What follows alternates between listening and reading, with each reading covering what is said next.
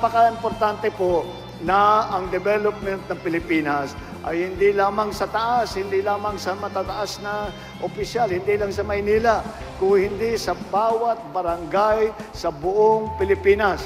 Ang bilang ng barangay sa Pilipinas siguro mga 32,000 plus ang bilang ng barangay.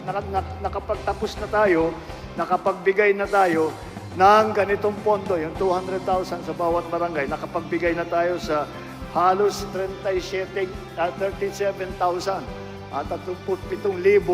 na barangay ay nabigyan na. Tatapusin po natin hanggat mabigyan natin lahat ng barangay. Dito naman ngayon, ang barangay na binibigyan natin ng 200,000 ay 565 barangays, Davao de Oro, Davao del Norte, and Davao Occidental.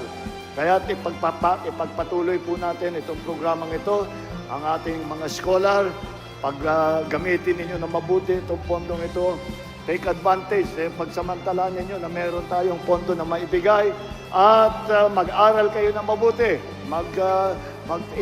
Trabahuin ninyo na mabuti ang inyong eskwela at siguro naman, sana sa darating na yung susunod na nating pagkikita, ay may hawak na kayong mga diploma. Yan po ang pangarap natin.